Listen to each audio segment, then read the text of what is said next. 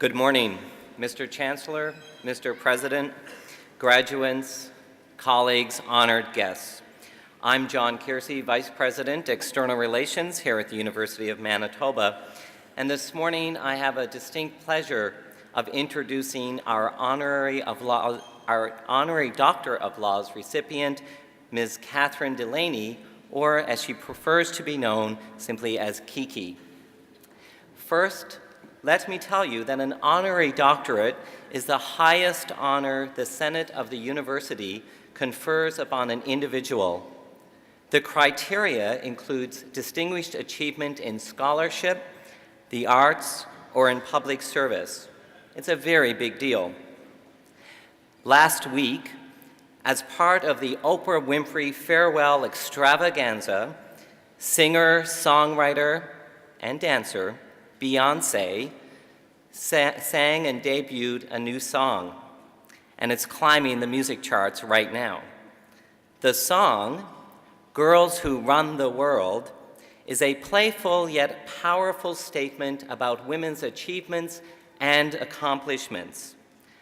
I promise I won't sing it, but I will read a couple of the lyrics. We've got the power to persuade a nation, smart enough to make the millions, strong enough to bear the children. Have me raise a glass for the college grads. Well, today we raise a glass to mark the achievements and accomplishments of an outstanding leader in business and in the community, recognizing especially Kiki's support for charities focused on women, youth, and the arts.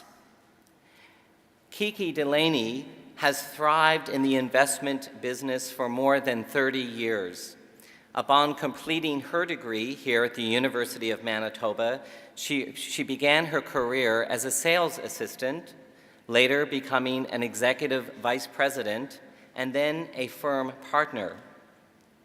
In 1992, Ms. Delaney founded C.A. Delaney Capital Management Ltd, an investment counseling firm directed at private wealth. It has become one of Canada's leading investment counseling firms and is today one of the most recognized firms in capital markets in this country. Today, C.A. Delaney Capital Management employs 16 individuals and manages over $1.8 billion on behalf of individuals and institutions. In addition to her incredible leadership at Delaney Capital Management, Kiki has been deeply involved in industry affairs as a director of the Toronto Society of Financial Analysts. She's a past president of the Ticker Club, one of the least known but most prestigious investment organizations in Canada. In the Ticker Club's 78-year history, Kiki Delaney was its second female president. Through Delaney Capital Management, Kiki encourages the ethic of giving to charitable causes by matching employee gifts and stressing the importance of community involvement. The firm is a major supporter of not-for-profit groups focused on health, culture, and women's and children's issues. These include the Pier 21 Society, the Famous Five Foundation, LEAF, the Women's Legal Education and Action Fund Foundation, Canadian Women's Foundation, Trails Youth Initiative, the Avenue Road Arts School, and many, many others.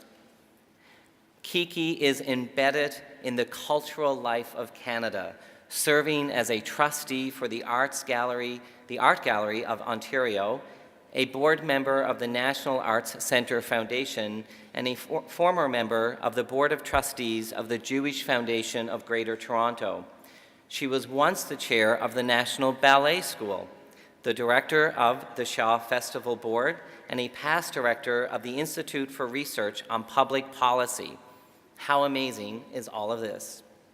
It's no surprise then, in October of 2006, the Governor-General appointed Ms. Delaney as a member of the Order of Canada.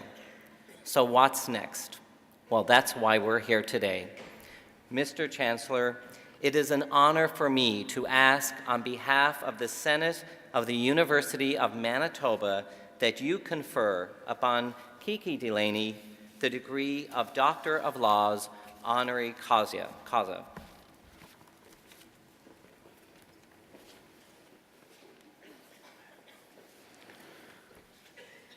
By virtue of the authority vested in me as Chancellor of this university, I admit you to the degree of Doctor of Laws, honoris causa, with all of the rights and privileges thereto appertaining. Congratulations, Dr. Delaney.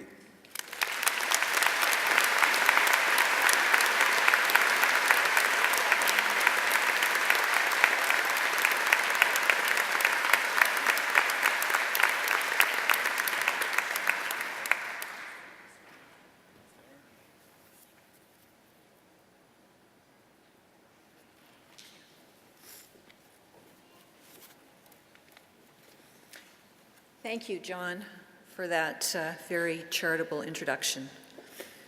Mr. Chancellor, Mr. President, graduates, family, friends, ladies and gentlemen, it is a great honor to be recognized in this fashion by the University of Manitoba, my alma mater.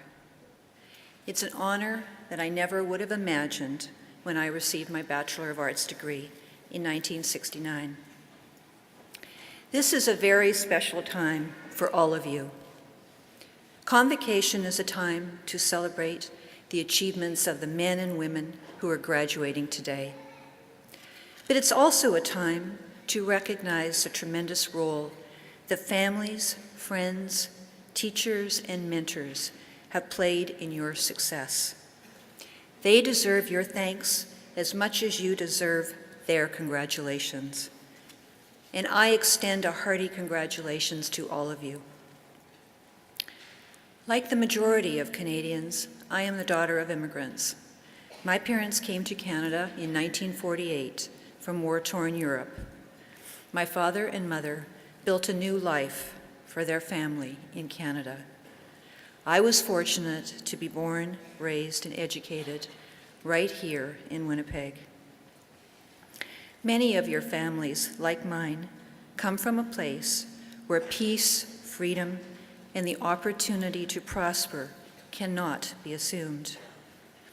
This country has offered me many opportunities for which I am profoundly grateful, and I am proud to call myself a Canadian. How is it that I, a child of immigrants, who started her career as a Royal Bank teller, was able to found a successful investment counseling firm? Well, it was possible because I live in Canada, a country where dreams can come true, where hard work, drive, and passion are so much more important than pedigree.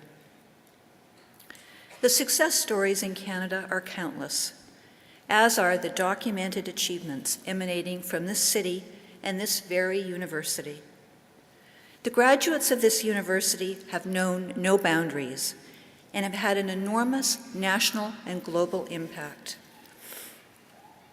Graduates such as the Right Honourable Brian Dickson, former Chief Justice of the Supreme Court of Canada, the Honourable Mitchell Sharp, former Federal Minister of Trade and Commerce, Federal Minister of Finance, and Federal Minister of Foreign Affairs, pediatrician and academic Dr. Harry Medavy, playwright and theater director John Hirsch, journalist, writer, and producer Heather Robertson, and entrepreneurs Clayton Riddell and Jerry Schwartz.